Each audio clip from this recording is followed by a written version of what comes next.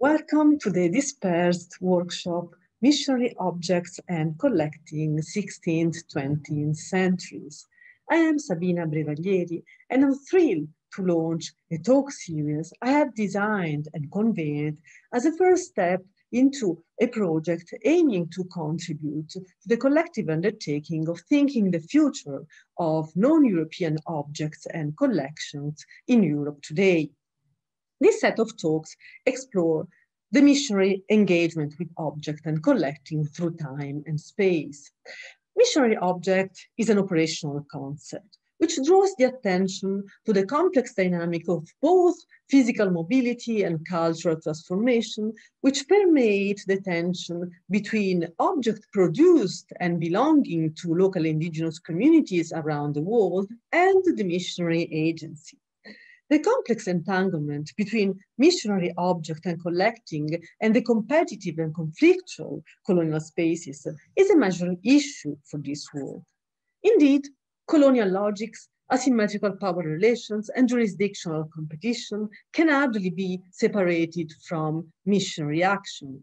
However, missionaries are religious actors, and their experience and personal engagement in the local fields are integral to apostolic commitment and evangelization purposes.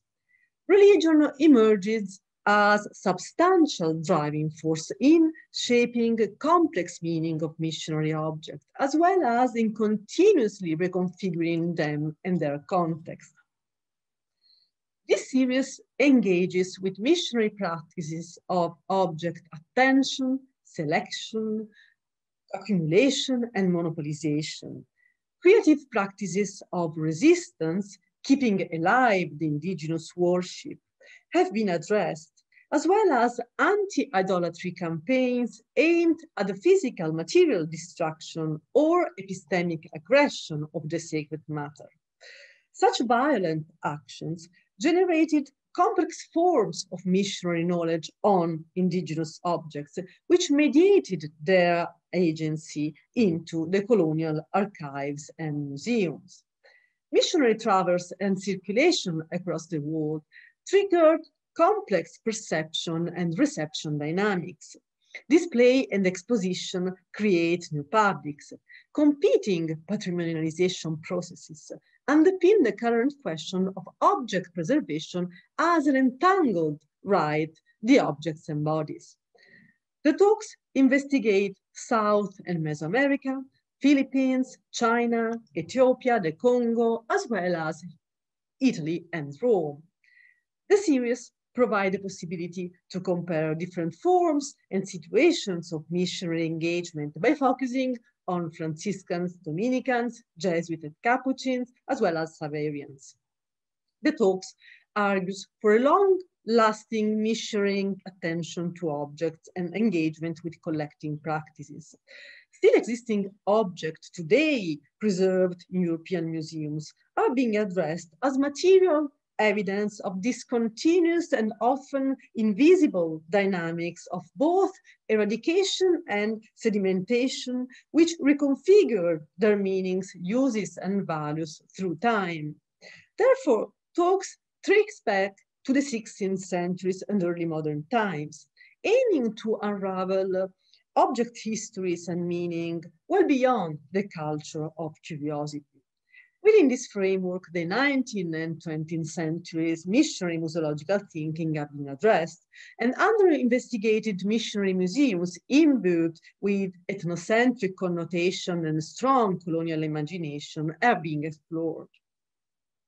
These exploratory series concentrate on the Catholic world to draft both an innovative research agenda and new methodological tools, which has to be expanded through comparison and entanglement with other denominations and religions. This dispersed workshop represents an attempt to overcome separation between disciplines and scholarly communities and foster dialogue, cooperation, and partnership between universities and museums. I would like to warmly thank all speakers, institutional partners, colleagues, and participants for such a collective undertaking. I wish you a stimulating visit through the dispersed workshop Missionary Objects and Collecting. Enjoy the talk. Aborda la historia de unos objetos que fueron destruidos en el siglo XVII y de los que solo tenemos conocimiento gracias a las tentativas de análisis etnográfico que han hecho algunos museos y también gracias a fuentes manuscritas. Debo hacer un paréntesis para recordar que no soy en absoluto una experta en historia del arte, ni muchísimo menos, sino en historia de la Iglesia, como lo ha presentado, lo ha dicho Sabina en su introducción. En todo caso, les voy a presentar el destino de unos objetos votivos utilizados por los pueblos que habitaban en el norte de la isla de Luzón, en Filipinas, cuando en 1678 se instalaron los frailes dominicos para convertir a los indígenas que vivían en esa región, en particular los pueblos de la provincia de Zambales, los de la provincia de Pangasinán y también algunos iborroques.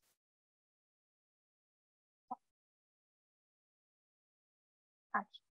Bueno, como digo, estos objetos que voy a contextualizar han podido ser recuperados parcialmente por algunos museos españoles en el siglo XIX, como el Museo Nacional de Antropología de Madrid, que adoptaron una óptica positivista, ¿no? Probablemente en respuesta al miedo que tenía el gobierno español a perder parte de su memoria histórica. El coleccionismo museístico sobre Filipinas nació en España apenas 10 años antes de la pérdida del Imperio Español en Asia, en 1898. Un tema del que, por supuesto, ya se han hecho importantes trabajos académicos en los últimos 10 años. Fuera del territorio español, el interés por la cultura material de las comunidades filipinas prehispánicas se ha manifestado en exposiciones temporales recientes con un fuerte componente mediático. Podemos citar la que el Museo Quai de Branly de París organizó entre abril y julio de 2013 para mostrar las expresiones artísticas del país asiático, en el cual todos los objetos expuestos eran porteurs de sens, portadores de significado. La Asia Society de Nueva York organizó también una exposición sobre Filipinas entre septiembre de 2015 y enero de 2016, en la que fueron expuestas piezas de oro de todo tipo, provenientes en su mayoría de la isla de Luzón, que es el lugar de donde provienen los objetos de los que voy a hablarles hoy.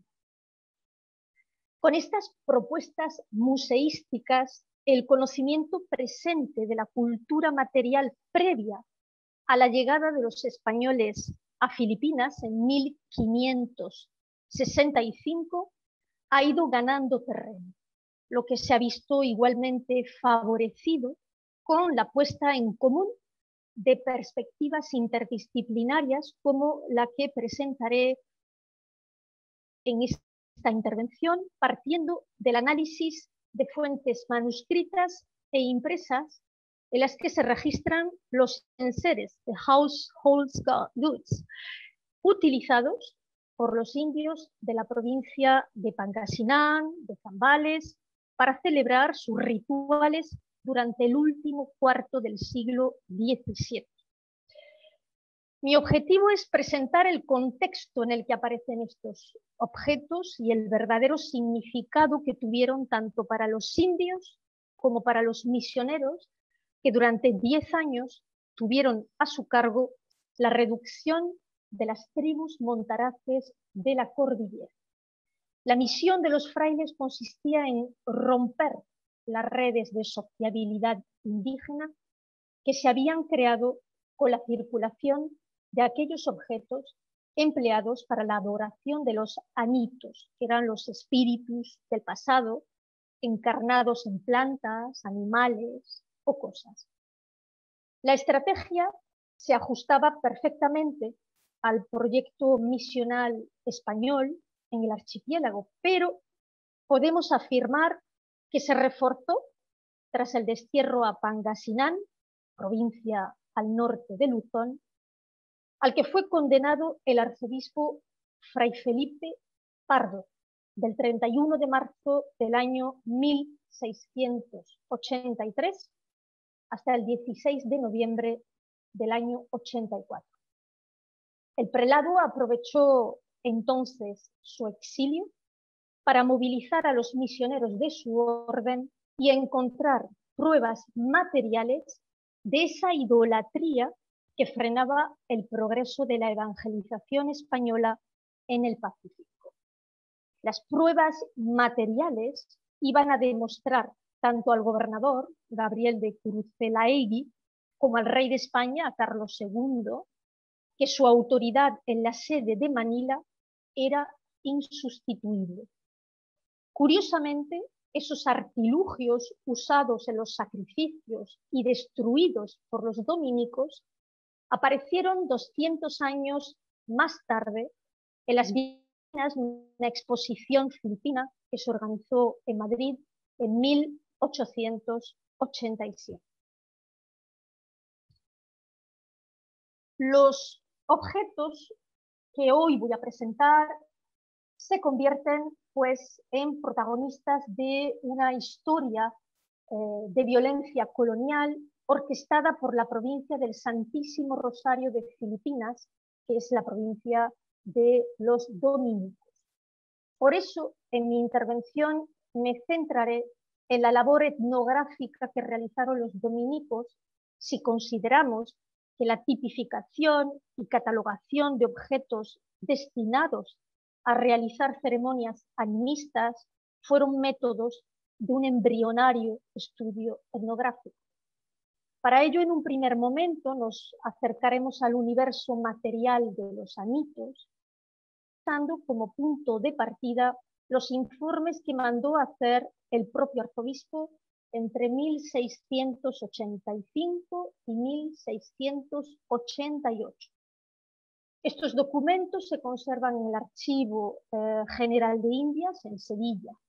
He utilizado además la correspondencia del clero filipino sobre la religión de los indios, las crónicas de las órdenes religiosas, varios expedientes de reducción de higorrotes y trabajos antropológicos del siglo XIX en los que se describe con más o menos precisión la cultura material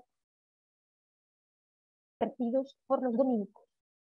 A continuación voy a analizar las formas de cultura en que se enmarcan los objetos confiscados, prestando una atención especial a los espacios por los que circularon y a la sociabilidad que se generaba en torno a su utilización.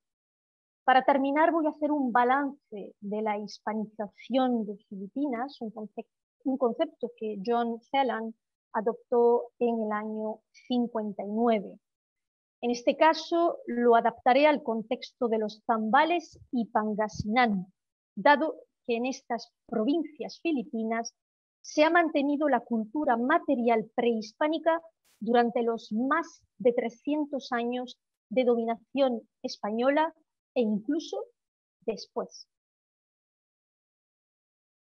Bien, los pueblos que habitaban al oeste de la isla de Luzón, aquí tienen dos mapas para situarlo visualmente, compartían una creencia en un ser supremo llamado Malyari, que significa el dios de la fuerza.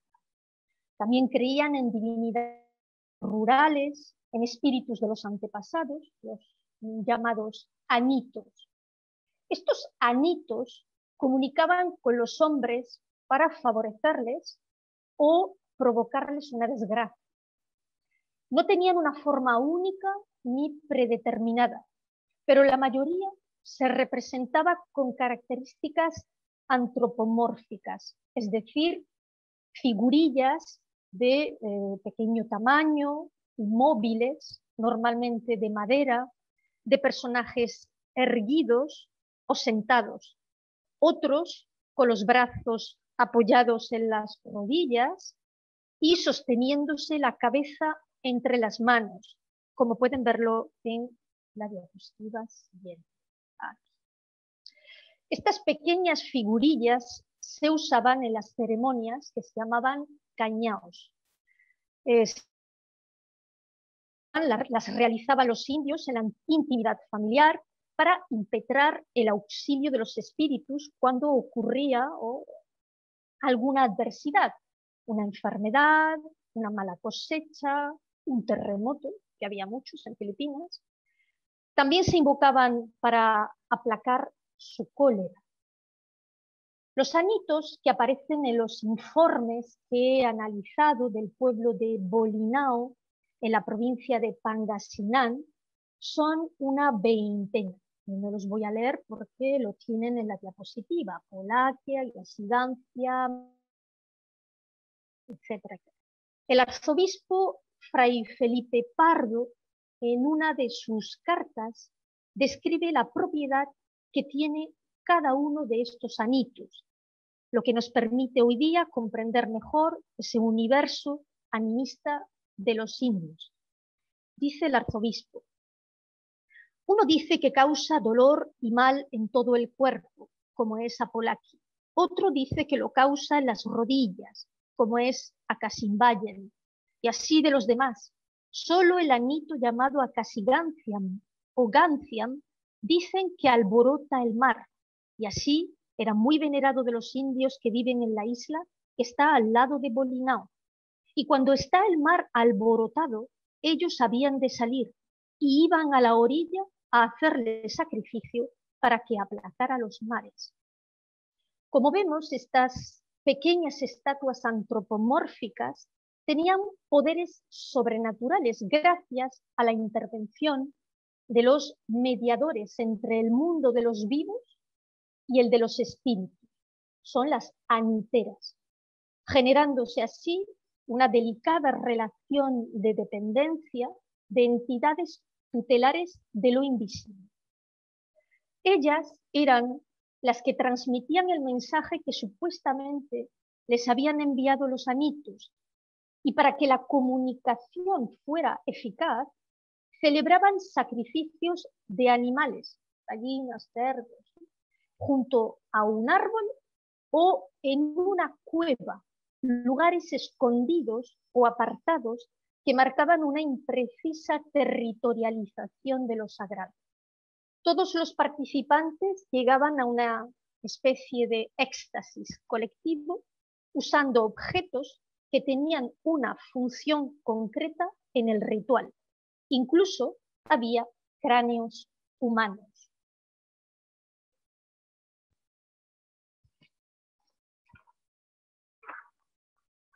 Bien. Esta era la función principal de esas pequeñas figuras de madera que se usaban en los rituales. Pero no eran los únicos objetos que destruyeron los dominicos. Para valorar en su justa medida el trabajo realizado por los frailes en la región de Zambales y Pangasinan, a partir de 1685, debemos situar nuestra reflexión varios años antes, en 1678. El 21 de septiembre de aquel año fue nombrado como gobernador de las Indias don Juan de Vargas. Y lo primero que hizo el gobernador fue adoptar medidas para reducir a las tribus nómadas del norte de Luzón. Para que su propósito tuviese éxito, entregó la administración a los dominicos. La ayuda de 5 soldados y algunos indios pampangos, ya convertidos, hicieron posible el primer intento, repito, de reducción de los indios. A partir de entonces, los frailes de Santo Domingo iniciaron un lento programa de evangelización que se extendió por el norte de la isla de Luzón. Era una carta que escribió el arzobispo al rey de España, Carlos II, el 3 de junio de 1686, se presenta una situación alarmante de esta isla gracias a la información recibida por otro misionero llamado Fray Juan Ibáñez, que había misionado en el pueblo de Bolinao y sus doctrinas anejas. Allí los frailes recogieron instrumentos de culto a los anitos. Por lo tanto, el arzobispo consideró que era necesaria una expedición eficaz que respondiese a la gravedad de la situación. Voy a leer un extracto de esta carta que es bastante ilustrativo. Esta tierra está infecta de mucha idolatría y los más de los ministros, por malicia y parte por flojedad y omisión, la destruyen en lo espiritual más que otros la edifican, porque aun asentando como asiento que en todos los estados de clérigos y religiosos hay uno u otro sujeto que edifica, pero son poquísimos los celosos y por eso arde todo en fuego de idolatrías. Puesto que el fuego de la idolatría se había expandido por toda la región, a fuego debían acabar los idólatras. El mensaje del prelado se basaba en los informes que había reunido desde septiembre de 1685. Estos informes estaban prácticamente redactados en lengua bolinao, de modo que el prelado solicitó que Fray José Vila, un vicario de la provincia de Zambales, el vicario, se encargase de la traducción. Para este trabajo fueron nombrados el capitán mestizo de infantería, Andrés de la Cruz, y don Bernardo Bando, cabeza de barangay de dicho pueblo. Como ustedes pueden imaginar, el nombramiento de estos indios convertidos introducía una fractura intracomunitaria al entenderse que la asociación de los jefes nativos con los españoles suponía una traición a la identidad colectiva. La lista que establecieron estos intérpretes facilitó no solo el trabajo de los dominicos, sino también el de los investigadores de hoy, pues no existe ningún diccionario bilingüe bolinao español, aunque en 1601 un agustino elaboró el diccionario del alfabeto bolinao, que se parece a lo que ven en esta diapositiva. Esta lista contenía el nombre de las únicas piezas que se confiscaron. También se hizo otra nómina de objetos mencionados en castellano: cíngulos de seda, jubones, madejas de algodón, paipais, abanillos, pañuelos, petacas, sayos. Aquí tienen una imagen un poco, bueno, he intentado aclarar un poco qué significa sin traducir, utilizando solo imágenes del códice Boxer. De forma que algunos pedazos de oro también decoraban su cuerpo, y esto es lo que veremos más adelante va a interesar a los misioneros. Como indica el gráfico que ven en esta diapositiva, Fray José Vila, el vicario de Zambales, transmitió al gobernador eclesiástico del obispado una lista de 1.182 objetos, de los cuales el 98% eran cerámica, es decir, platos, escudillas, grandes, pequeñas, medianas, que se usaban como ajuar doméstico.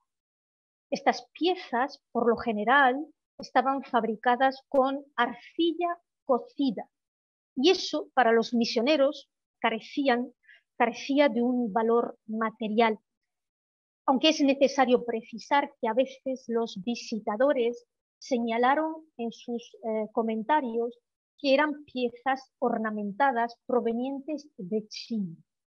Si tenemos en cuenta la lectura del antropólogo Gregory Bateson, estos artefactos solo tenían significado para quienes los veían como una herramienta para comunicar con lo sagrado, o bien como encarnaciones sacramentales.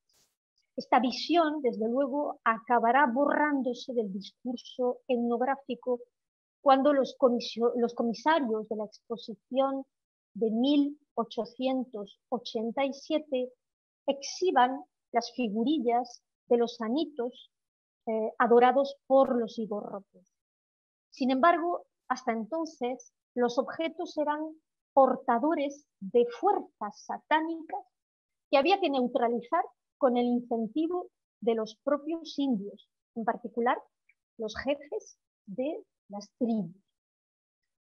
En Bolinao, las averiguaciones se habían hecho con ayuda de los principales de cada comunidad o barangay. El barangay es un término que se aplicaba al espacio de tierras de cultivo ocupado por los jefes de una tribu, los dati, y su familia, normalmente entre 30 y 100 personas por barangay. Se trataba de un modelo de asentamiento poblacional concebido para el cobro de los tributos. A cambio, los cabezas del barangay recibían privilegios reales equivalentes a los que tenían los caciques y curacas de América. En Filipinas, estos principales gozaban de un tratamiento de respeto por parte de los españoles que les daban el título de don. El 23 de enero de 1683, don Clemente de Arceaga consiguió que los indios entregasen los instrumentos de culto que tenían en propiedad. En realidad, de los 67 interrogatorios que se hicieron en el barangay de don Clemente, solo 7 personas, es decir, el 10,4%, poseía toda la vajilla, plate setting, para las ceremonias.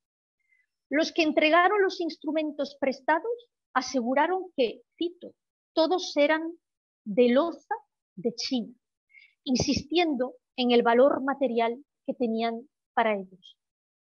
En 1684, don Agustín Ferreira, don Baltasar, don Bernardo Bando, todos ellos, cabezas de barangay, hicieron lo suyo también en Bolinao. Por su parte, don Agustín Ferreira sacó una cantidad impresionante de biti, 327. Los biti eran como escudillas, bowls, para ofrecer comida o vino durante los sacrificios. En el barangay de don Baltasar, donde fueron interrogadas 69 personas, se recogieron 250 piezas.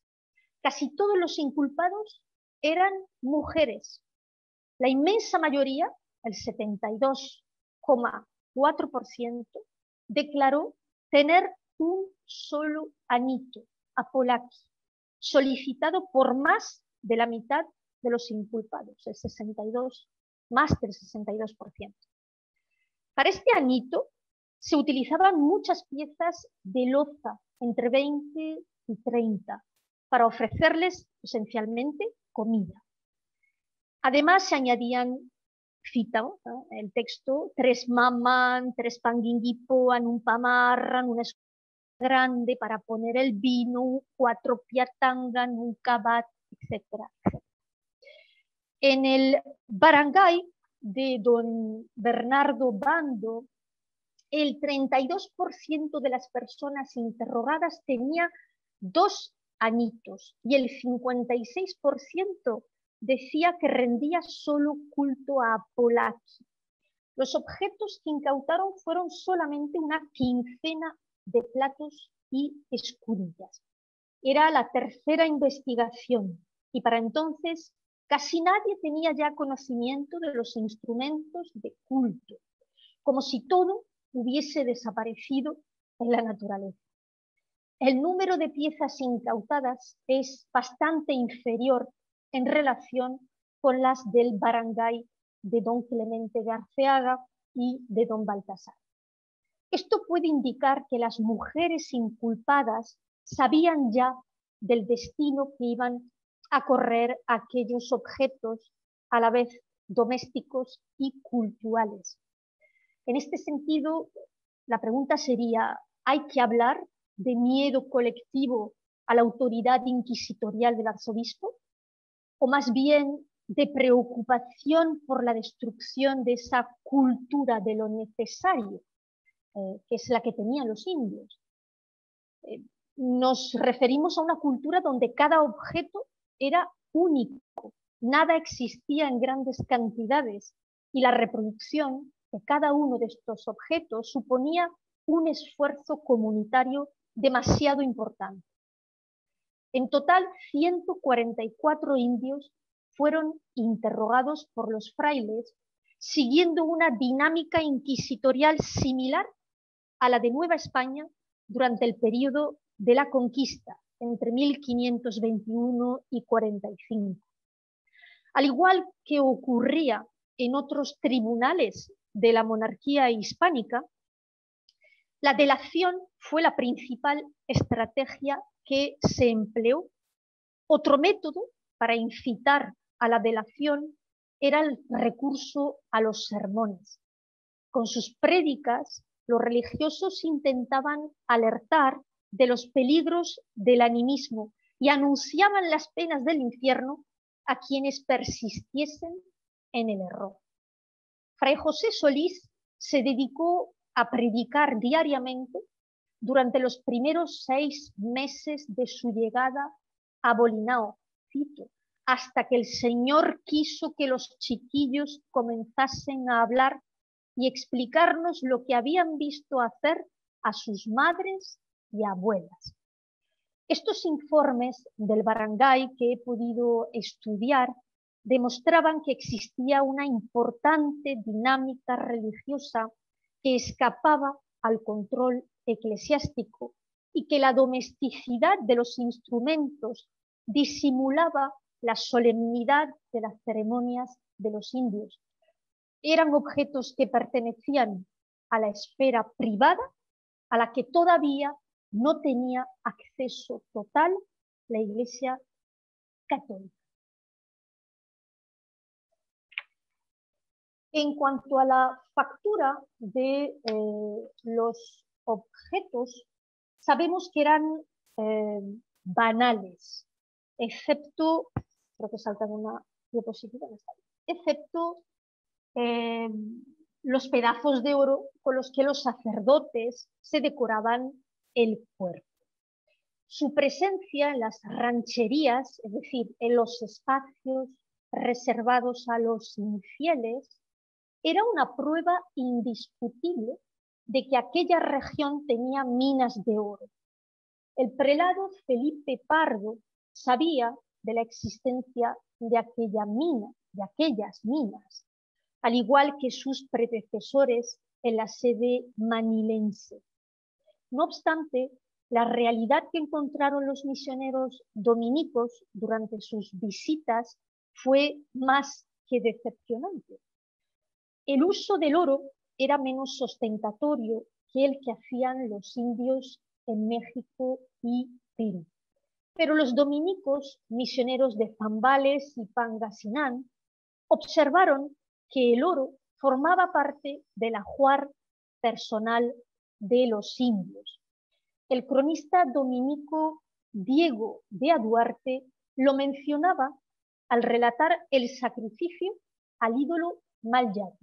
Dice así: visten al bautizando a su modo, teniendo suelto el cabello y a trechos de la melena tiene pendientes algunas piececillas de oro, y estando el bautizando puesto en alto, encima de alguna piedra, cercándola alrededor todos los parientes, Después de algunas ceremonias ridículas, le bautiza el Bayoc con sangre de puerco y cortándole las extremidades de la melena, arroja a la rebatiña las piececillas de oro que de ella estaban pendientes, y todos las cogen a porfía y las guardan por reliquia con grande estimación. En septiembre de 1685, Fray Juan de Todos los Santos, misionero dominico de Bolinao, mandó al arzobispo un informe donde indicaba que solo había registrado 9 pedazos de oro. Se trataba de una cantidad ínfima, pero más importante que la registrada en el barangay de don Baltasar y en el de don Clemente de Arceaga, donde se habían encontrado solo 3.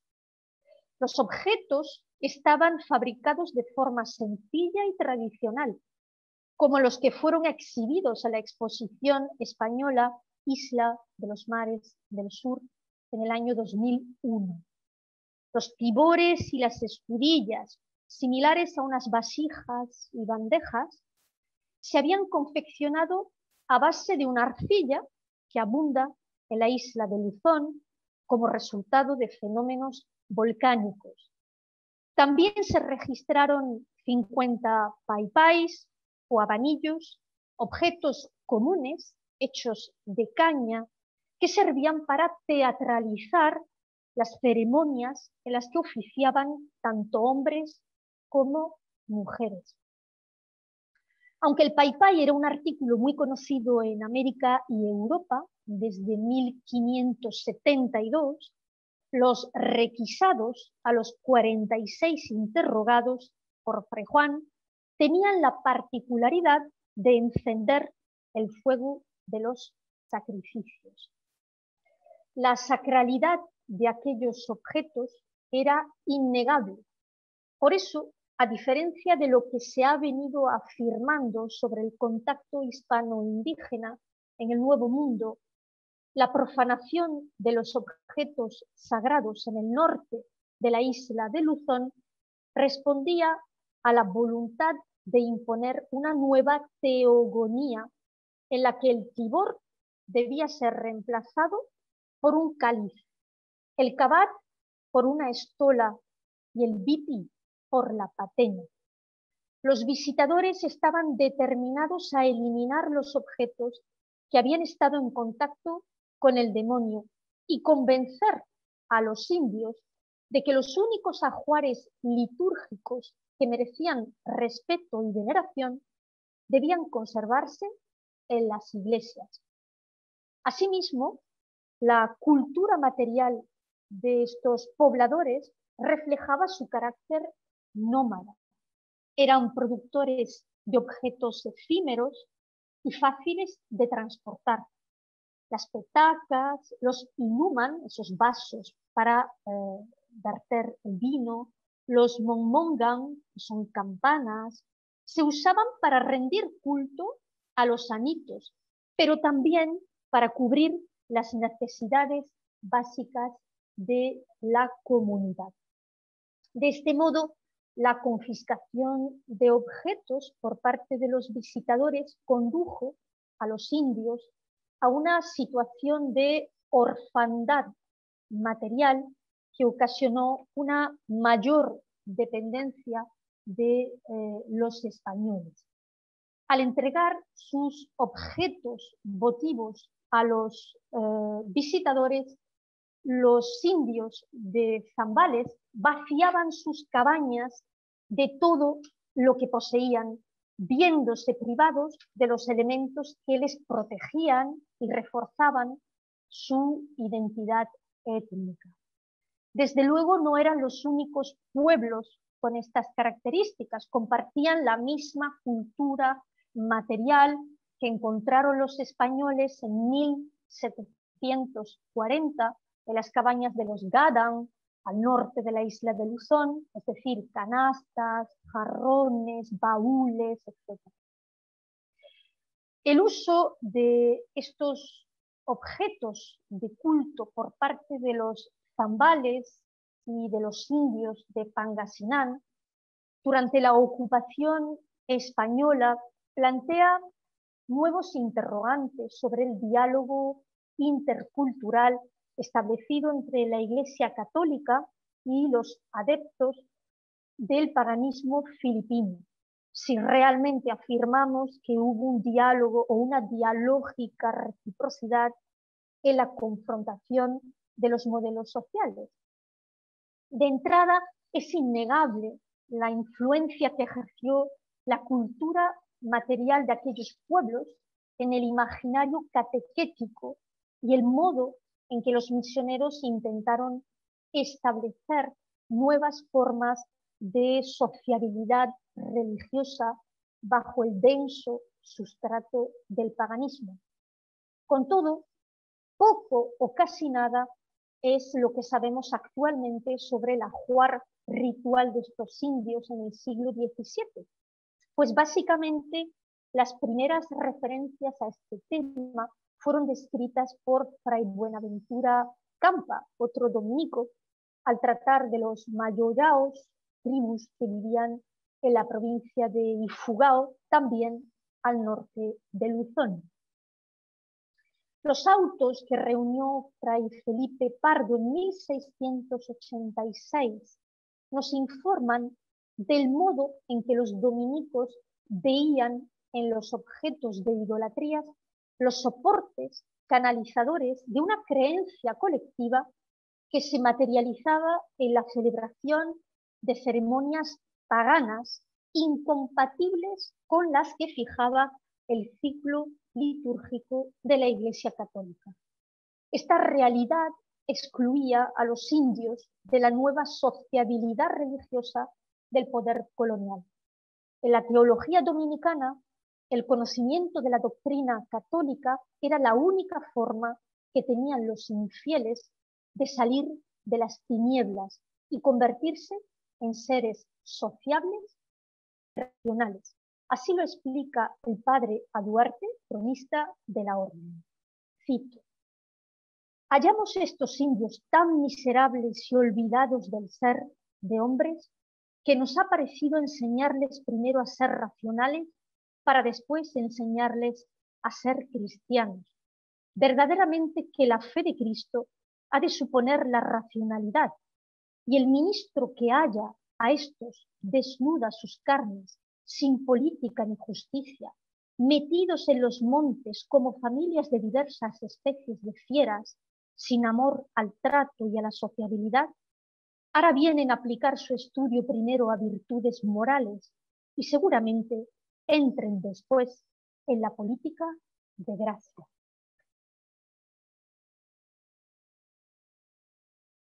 El mundo de la gracia era incompatible con la organización tribal.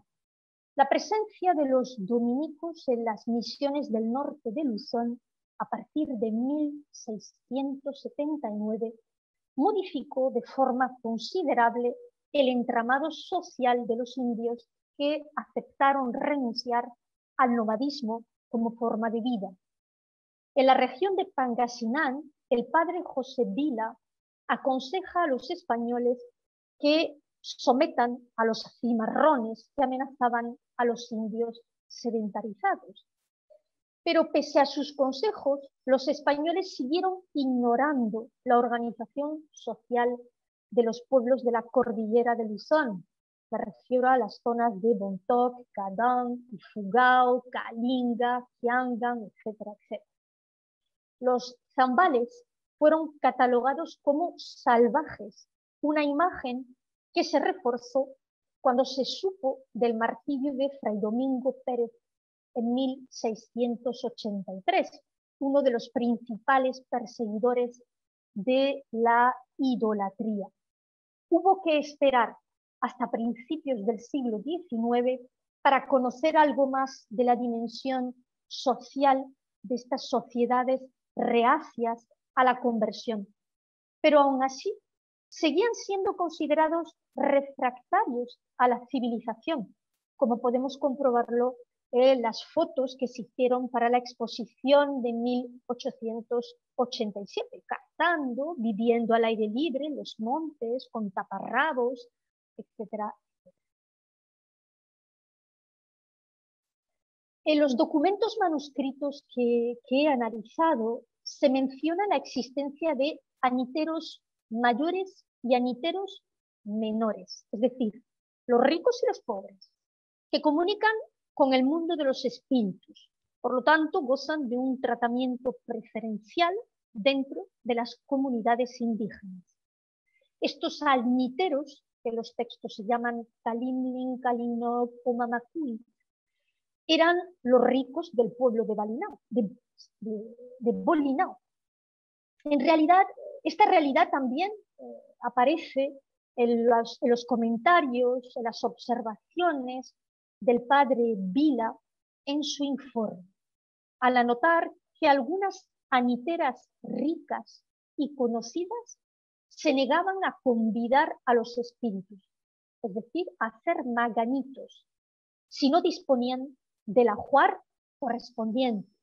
El padre Vila dice así: entre todas las aniteras había 5 más célebres, porque las llamaban redentoras, y otras que también eran célebres, aunque no las tenían por redentoras. Y entre los muchos maganitos que hacían algunos, no podían hacer sin collares de oro, sin penachos o turbantes de oro, alcusas, incensarios, abanicos, vasinillas, tambores o campanillas de oro. Y tenían un tibor en que si echaban agua, decían que se había de hundir la tierra y acabar el mundo. Cada anitero mayor era propietario de una serie de objetos cultuales. El anitero Agustín Kalinov, por ejemplo, es mencionado en los informes del barangay por su activo protagonismo como incitador al paganismo. Después de entregar sus objetos personales a los frailes dominicos, el anitero murió en el convento de Bolinao, donde estaba preso. Supuestamente solo tenía 24 paipais y un paño, pero los religiosos en realidad no quisieron creerle, sabiendo de su condición social dentro de la comunidad. Su presencia como testigo en 47 interrogatorios venía a confirmar la sospecha que tenían los visitadores. El anitero no podía ser sincero, ya que circulaban demasiados objetos entre los miembros de la comunidad como para creer que todo lo que poseía el anciano estaba ya en manos de la Iglesia. El tráfico constante de objetos pone de manifiesto la confianza que unía a los miembros de la comunidad a la hora de prestar el material necesario para invitar a los amitos, pero también el miedo que tenían los indios a concentrar esos objetos en una sola familia, como si el hecho de compartirlos garantizase un reparto equitativo de obligaciones con el más allá. Asimismo, las hijas recibían los objetos de sus madres o de sus suegras a modo de dote. Tampoco se hacía un uso especial de los mismos en función de quién oficiase la ceremonia. Al final, la existencia de una superstición compartida a través de estos instrumentos votivos reforzaba los lazos de una solidaridad chamánica que los misioneros no podían tolerar si querían llevar a cabo su programa de evangelización. Resulta igualmente curioso que entre los objetos que los dominicos consiguieron reunir de estos sacerdotes, sacerdotisas, aniteros, aniteras, no se registrase ningún arma. Me refiero a un cuchillo, a un capilán, una flecha, una lanza, mientras que la exposición de 1887 sí se exhibieron muchas de ellas. Sin embargo, las fuentes consultadas aportan generosas referencias a las prácticas sacrificiales de los zambales con enormes cuchillos. Estos pueblos eran conocidos en su época y hasta hace muy poco como los igorrotes. Estaban un poco más al norte de la isla de Luzón. Eran temibles cortadores de cabezas de todos los que no perteneciesen a su tribu y además hacían danzas satánicas alrededor de las cabezas. El mismo arzobispo, Fray Felipe Pardo, describió estas prácticas en una carta que remitió al rey de España, diciendo: son ignominia de los españoles, pues salen a matar hombres en los caminos, como en los montes y llanos los cazadores, las aves y demás animales, sin otro fin que el gusto de cortarles la cabeza y beber vino en su casco y otras cosas horrorosas semejantes. Por su parte, otro dominico, Fray Domingo de Perea y Rojas, en un informe que redactó para el Consejo de Indias el 22 de mayo de 1687, anotó que entre los instrumentos se hallaban también figurillas decapitadas que sin duda alguna hacían referencia a esas prácticas tribales. En el tesoro expoliado de los españoles entre 1683 y 86 también había una calavera hecha con loza. El sacrificio humano, con toda probabilidad, cumplía aquí una función mayor que los dominicos no podían entender. Esta función cobraba sentido en una sociedad chamánica y tribal. Protegerse de la violencia interna que surgía dentro de la comunidad. La externalización de esa violencia permitía de algún modo restaurar la armonía dentro de cada tribu, de cada casta o de cada pueblo. Los objetos que rescataron los dominicos compartían una característica singular. Se utilizaban exclusivamente en la esfera doméstica de aquellos indios infieles, que no lo eran todos, no los eran todos. Pero para los dominicos era necesario destruir la frontera que separaba lo público de lo privado en materia religiosa. Solo manteniendo un control sobre lo que ocurría más allá del espacio litúrgico eclesial era posible luchar contra la idolatría. Fray Domingo Pérez convivió, por ejemplo, con los zambales durante muchísimos años, desde 1675 hasta que fue asesinado por los indios en 1683.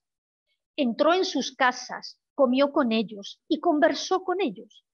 De todo lo que veía iba tomando notas.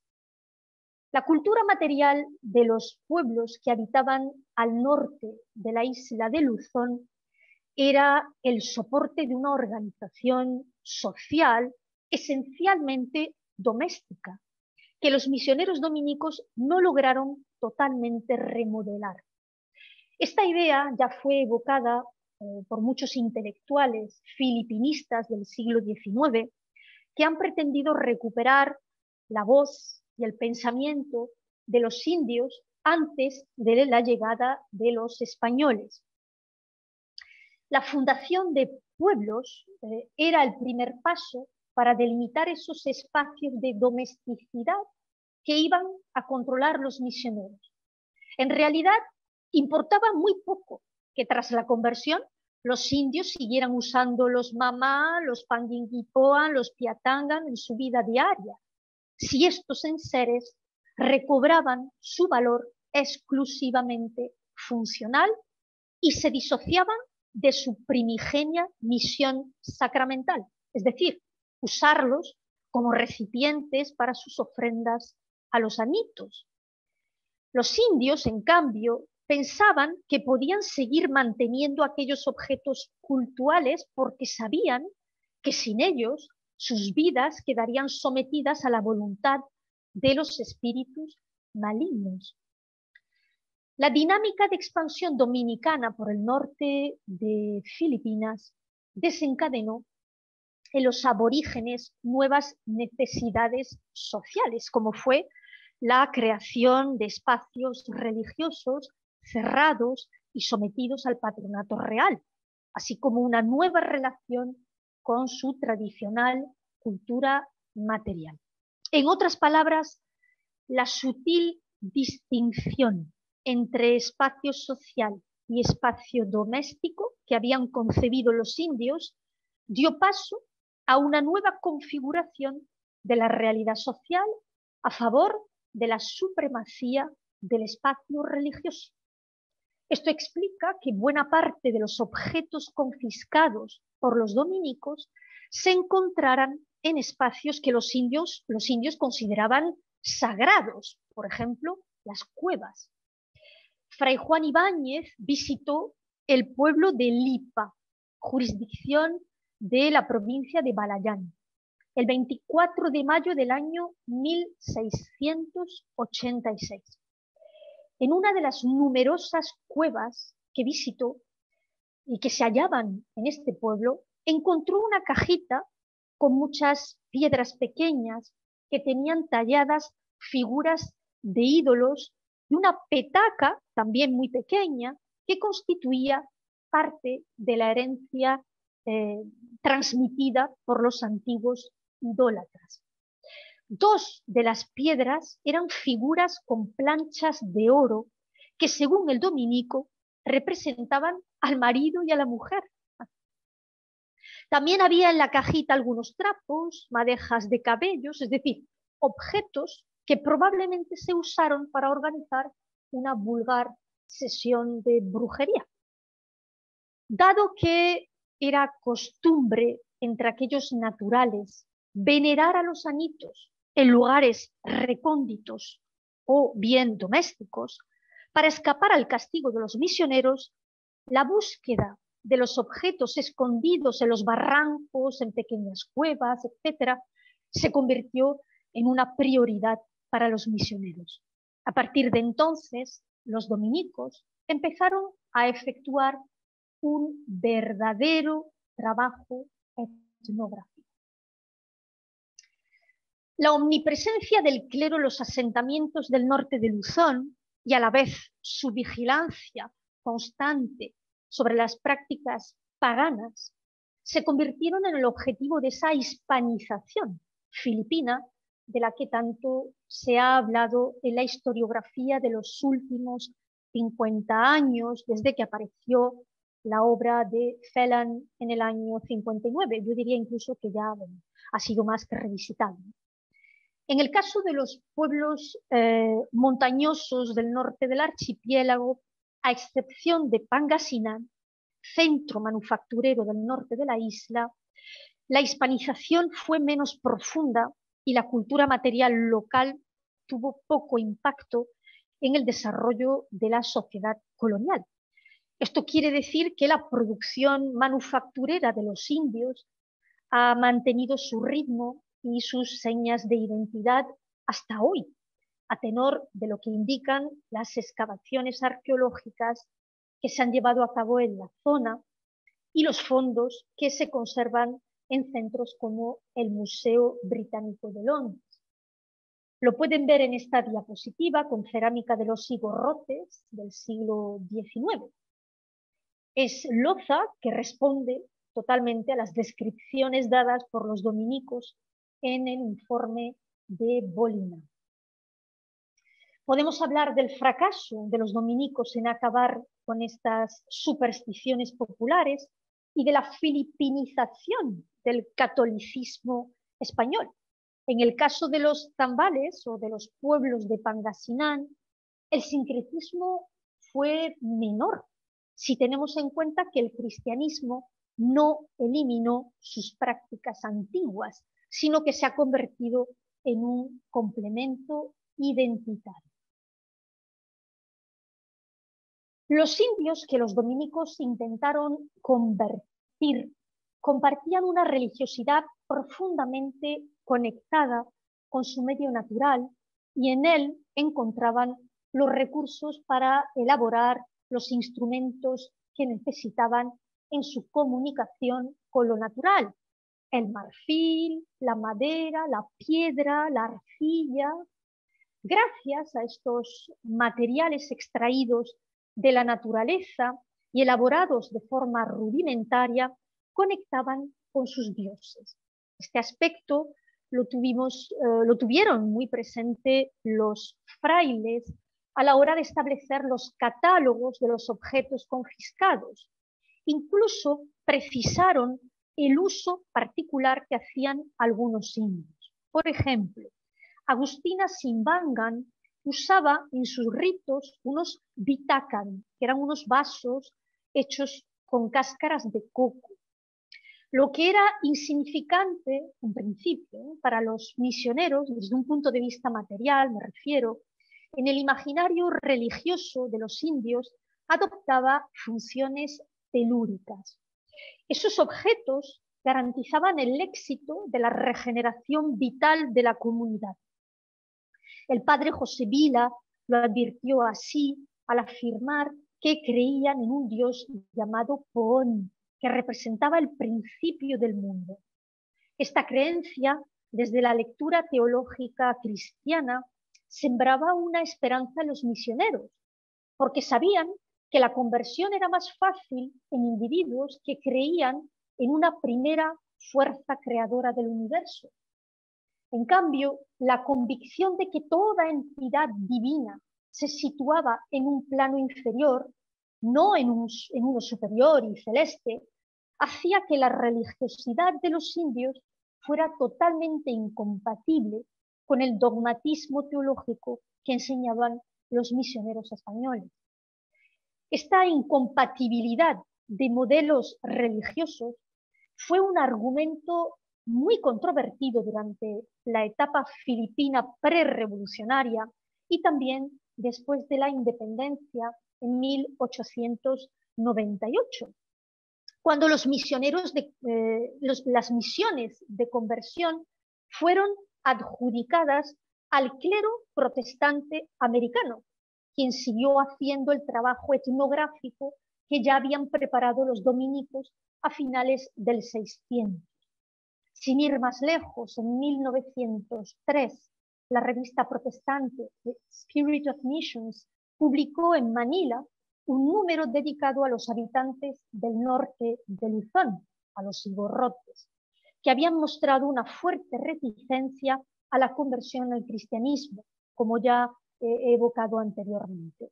En este número de 1903, los igorrotes aparecen descritos como una minoría irreductible, salvaje, sin instrucción religiosa y con una cultura material primaria.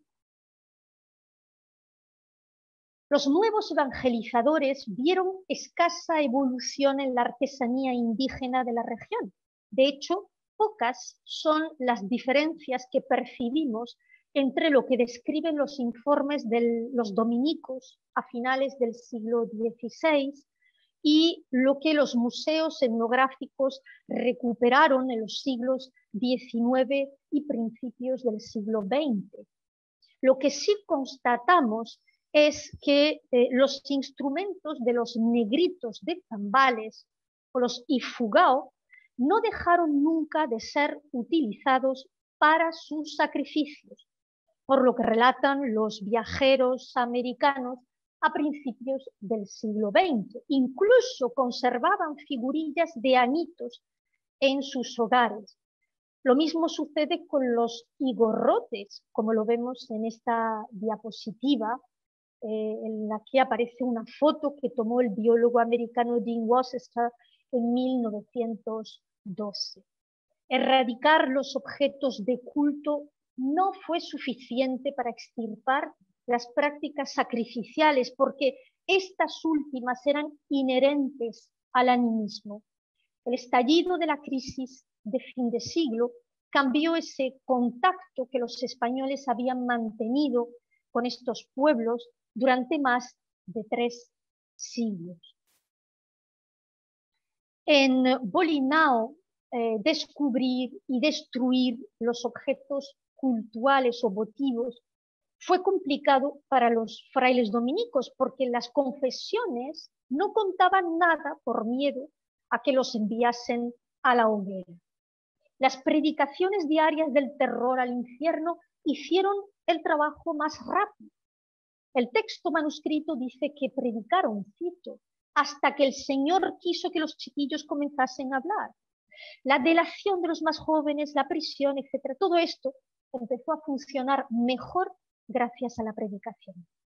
El miedo a los sermones, al contenido de aquellas predicaciones no debió durar mucho, porque a finales del siglo XIX, el médico militar español José de la Calle describe a los igorrotes como pueblos que, a pesar del contacto con la Iglesia Católica, volvieron a sus costumbres primitivas, entre comillas, primitivas. Entre ellas destaca la creencia en los anitos, cuyas figurillas seguían ocupando un lugar en sus habitaciones, en sus cabañas. Manteniendo esta imagen de pueblos primitivos, la exposición sobre Filipinas que se organizó en el Parque del Retiro de Madrid en 1887 mostró al público los objetos que aquellos igorrotes traían consigo. Algunos pueden verlo en esta diapositiva, aunque la foto es pequeña, donde aparece un grupo de igorrotes con su jefe, Ismael Alzate, que curiosamente fue asesinado por los mismos de la foto cuando volvió a Filipinas. Parte de los artefactos quedaron almacenados en el Museo Biblioteca de Ultramar. Hoy conocemos la lista de esos objetos gracias a un catálogo manuscrito fechado el 5 de marzo de 1887, que se conserva en la Newberry Library de la Universidad de Chicago. Fuera de las referencias manuscritas que se hicieron para los museos etnográficos en el siglo XIX, lo cierto es que sabemos muy poco sobre la cultura material de los habitantes del norte de Luzón. Lo que sí sabemos es que los comerciantes, soldados, funcionarios, religiosos solían traer a España o enviar a España objetos suntuarios, pero no existía un interés particular por la artesanía de los zambales o de los igorrotes. El interés de los curiosos se centraba en los cráneos, una moda europea que se había instalado en el campo de la historia natural en el siglo XIX.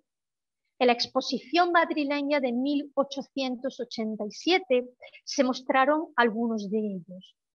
Los cráneos provenían del Museo Fernández de Manila, probablemente, dicen algunos expertos, enviados por algún funcionario provincial o por algún párroco, algún cura ilustrado, como fue el cura de San Marcelino, en la provincia de los Zambales.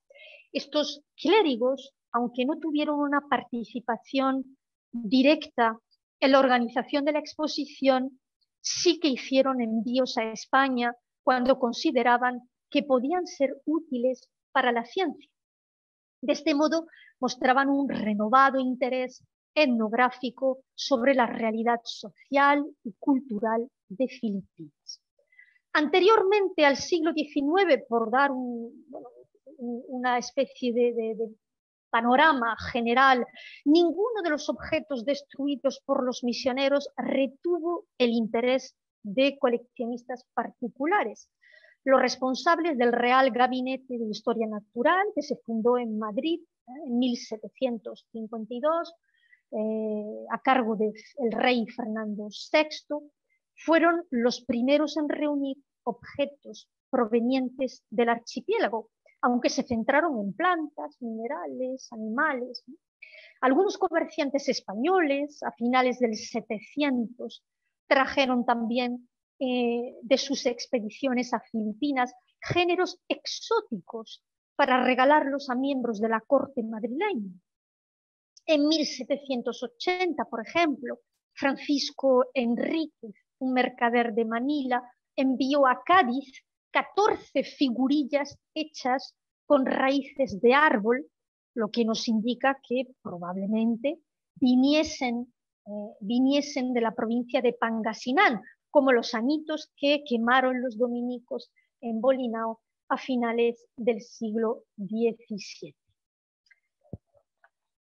Bien, podemos decir, para ir terminando, que realizar un estudio sobre la cultura material religiosa de los pueblos que habitaban el norte de Filipinas, la isla de Luzón, en el siglo XVII, a partir de objetos conservados en colecciones privadas, en museos nacionales, es particularmente difícil por varios motivos.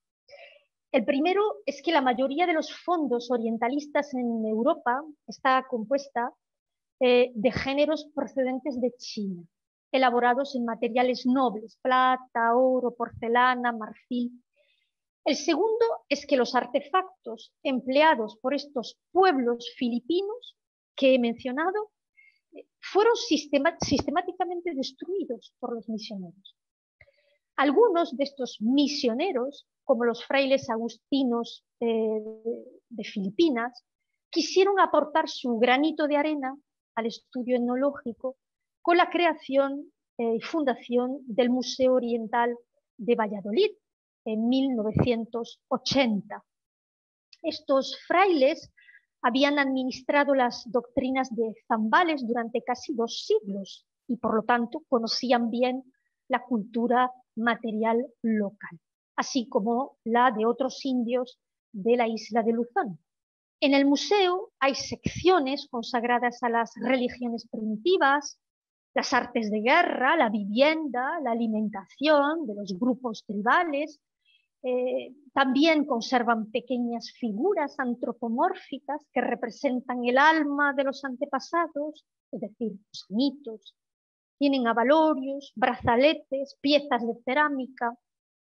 Los informes que he presentado del arzobispo Fray Felipe Pardo, fechados entre 1685 y 86, nos permiten reconstituir ese universo material original de los indios de Bolinao en su dimensión religiosa. En cambio, para valorar el significado de estos objetos, he intentado explicar pues, las principales motivaciones de los dominicos para reducir el paganismo insular, las características de la religiosidad local, la naturaleza de los objetos, su función de agregación de las comunidades precristianas. En suma, he querido proponer con el caso de los indios de Bolinao y de otras zonas del norte de Luzón una reflexión sobre la violencia contra los objetos identitarios de los indios. Se trata de una forma de control que surge de la empresa colonial española en el Pacífico y que desaparece bajo el criterio cientifista de las exposiciones etnográficas de los siglos XIX y XX. Quizás el balance de la hispanización filipina no se haya realizado hasta hoy en su justa medida. Cuando se habla de la frailocracia, el poder de los frailes, no se la asocia con el desarrollo de una cultura material local, que siempre estuvo muy vinculada a las creencias animistas. Dicho de otro modo, pese a las modificaciones que el cristianismo ha podido introducir en las costumbres de los aborígenes de Filipinas, estos han conservado sus costumbres ancestrales. El francés Jean Malin, que vivió en aquellas tierras a finales del siglo XIX, ejerciendo como médico, explicaba esta pervivencia de lo indígena como un sustrato de la civilización que no se borra nunca completamente. Y con esto les doy las gracias por su atención.